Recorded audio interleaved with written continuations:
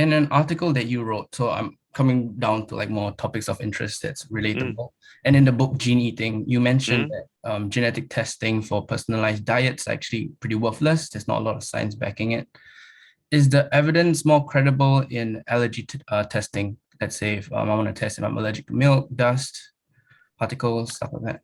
So it all depends. I just to let's clarify the nomenclature. Let's deal with milk. So there is milk allergy, but this tends to be allergy to the protein found in cow's milk, and this tends to occur in childhood, and not many children is relatively rare, but it does occur in childhood, and children tend to grow out of it. Yep. What we're talking about is lactose intolerance, which is not an allergy. So this is a biochemical problem. Mm. Okay, so an allergy is something when your immune system attacks. You get a flare up of immune system. Whereas my inability to drink milk, and I'm sure yours too, in terms of lactose intolerance, is down to a biochemical deficiency. Not deficiency; it's the fact that the enzyme no longer works in us as adults. Adults, yeah. Now that is a single gene change. So that's a single gene characteristic. So it is lactose dehydrogenase, pardon me. And so it is predictable. So when we're dealing with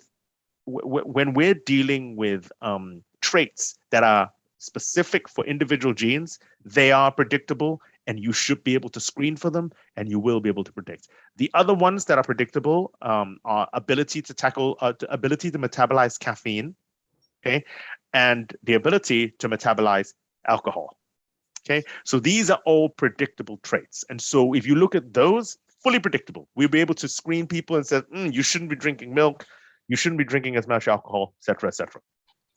But there are a lot of other things.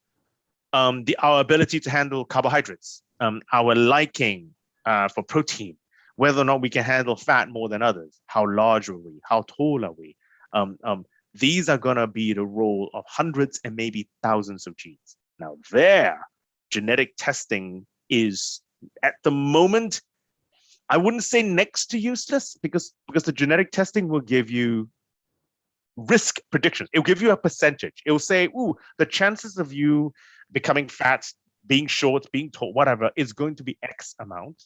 Yeah. But they're never going to be predictive. Or so not never. For the moment, they're not going to be predictive. And a large part of it is because these genetic testing companies, I'm not going to name them, I don't want to be sued, that are actually out there, they take population level risk and then try and extrapolate it to individual predictions. But the problem is these companies only ever look at your genes exclusively. So they're not lying about your genetics. It's got to be correct.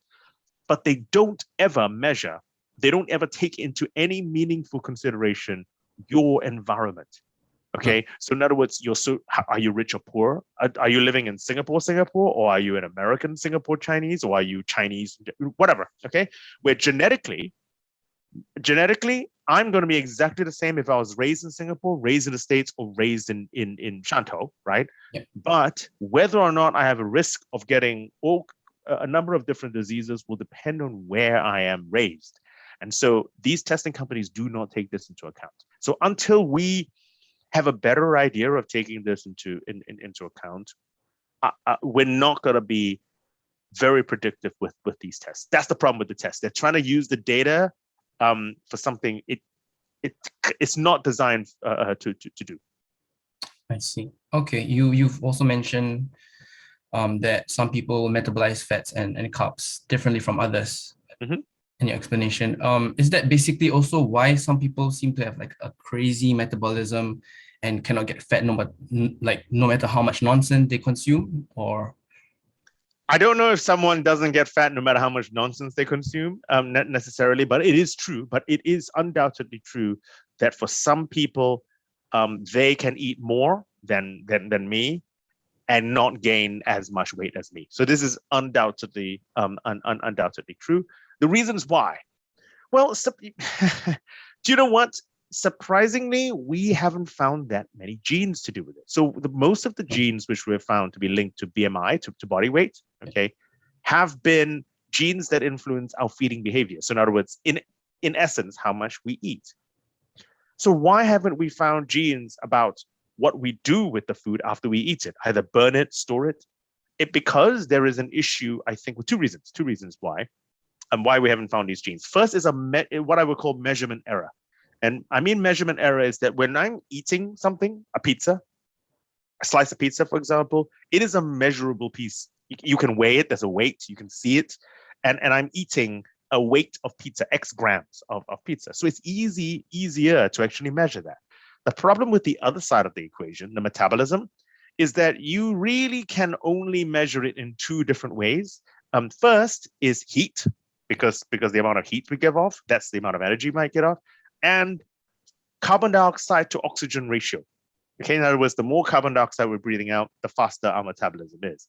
And those are difficult they're not impossible to measure, because we have calorimeters, for example, in the University of Cambridge. You can sit in a sealed room, same size as my room over here, and this can be measured, but it's not scalable. We cannot do it in hundreds of thousands of people easily.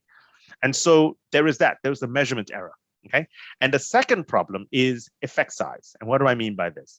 Look, I think a chocolate bar, there are many available, typically is 240 calories or so, all right? Typically, that's the kind of like the size of chocolate bar.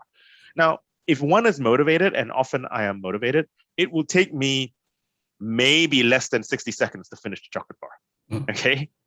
But it will always take me 20 to 30 minutes on a treadmill to run it off. So human beings, living creatures, to be fair, are designed evolutionarily to eat, to take on board calories. Okay, far easier it is for us to burn the calories. Why? Because that is what has kept us alive. We never had enough food. So the more efficient you were in what you could do with any given calorie you put in, the better. It has actually kept us alive. So for that reason, we have not been able to find genes that influence that side of the energy balance equation as easily as we have found for food intake. But those genes are going to be there.